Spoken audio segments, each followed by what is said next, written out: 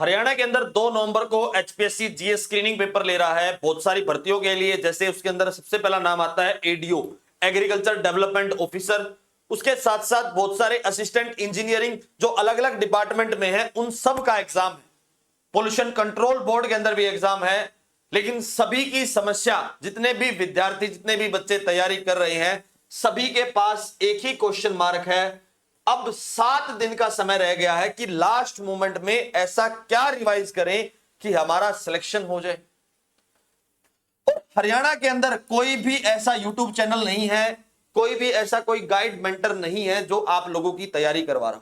विद्यारथ आपके लिए वहां पर बहुत ज्यादा सपोर्ट करने वाला है। हर रोज 8:15 बजे 8:15 पर हम आपके लिए क्लासेस लेकर आते हैं शाम को। वो आप ज्वाइन कर सकते हो। वहां पर हम बहुत सारे इंपॉर्टेंट क्वेश्चंस और डाउट आपके वहां पर क्लियर करवाते हैं।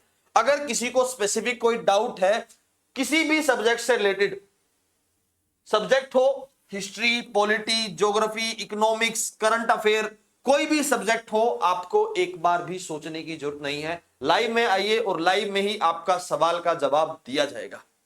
लेकिन 7 दिन का समय प्रेशर तो क्रिएट करेगा, पहली बात। क्योंकि जब हम सब्जेक्ट को पढ़ना शुरू करते हैं, सबसे पहले नाम आता है हिस्ट्री का, कितनी पढ़े, क्या पढ़े, नहीं पता। पॉलिटी में नाम आता है, कुछ कुछ आइडिया रहता है लेकिन कंप्लीट डिटेल उसकी भी नहीं पता।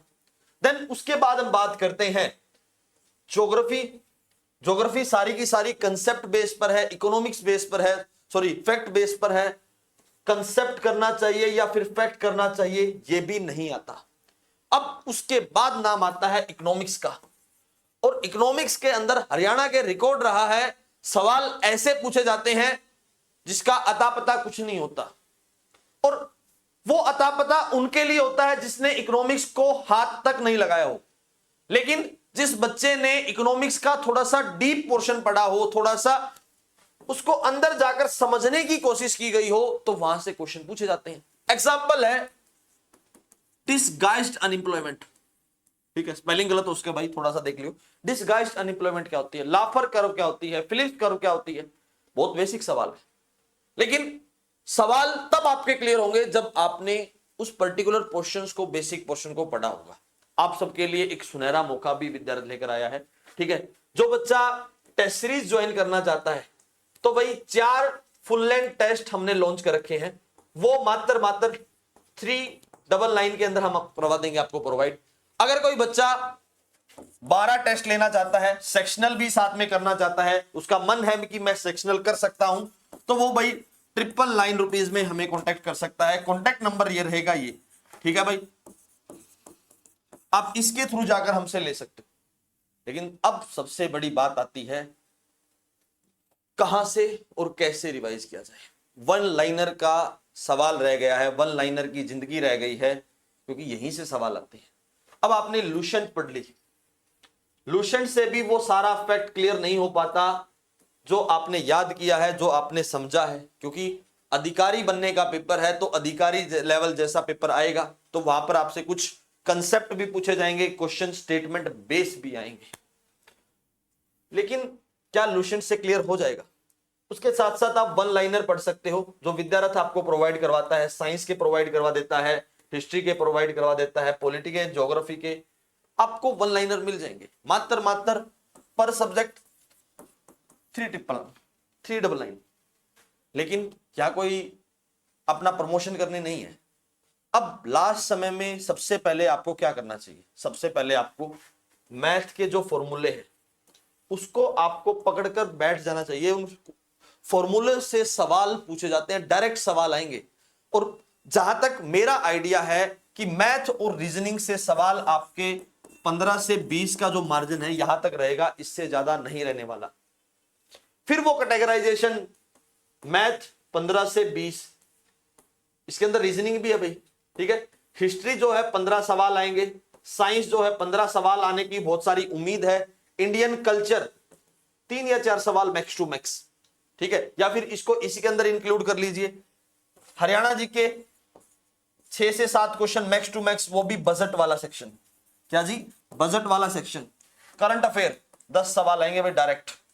और करंट अफेयर का ऐसा एक जुगाड़ विद्यारथ ने लिया भाई मात्र डबल 9 में, ठीक है। सेम नंबर पर आप जाकर हमें कांटेक्ट कर सकते हो 999213 एंड 4012। अब बात आती है ज्योग्राफी और इकोनॉमिक्स। भाई 10-10 सवाल आएंगे और जिसने भैया ज्योग्राफी और इकोनॉमिक्स कर ली उसका अलग लेवल का पेपर होगा और वो अपने पेपर में 100% क्वालिफाई करेगा। सारा का सारा खेल इन 2 सब्जेक्ट पे बसता है। जो बच्चा इन 2 सब्जेक्ट को करके जाएगा, इन 2 सब्जेक्ट के अंदर सबसे ज्यादा कमांड होगी, उसका एग्जाम क्वालिफाइड 99.99% तक चांसेस हो जाएंगे भाई, ठीक है। ये सबको आता है, ये सबका कॉमन पार्ट है। सबसे ज्यादा फंसाने वाला अगर कोई पार्ट है तो सिर्फ और सिर्फ ज्योग्राफी और इकोनॉमिक्स है, जिसने इसके कंसेप्ट समझ लिए। और भाई विद्यारथ आपको मात्र 500 रुपए में, मात्र 500 रुपए में दोनों, ठीक है। 500 ईच लगा लीजिए भाई, कभी कोई बाद में बोले कि आपने 500 बोला था। 500 रुपए ईच, ठीक है। वहां जाकर आप ये कर सकते हो। सेम नंबर पर आप कांटेक्ट कीजिए और भाई इकोनॉमिक्स और ज्योग्राफी आपकी जिंदगी बदलने वाला है। मैंने आपको पूरा कैटेगराइजेशन बताया है। एक बात जो लास्ट में रहती है, कहां से क्या पढ़ना चाहिए।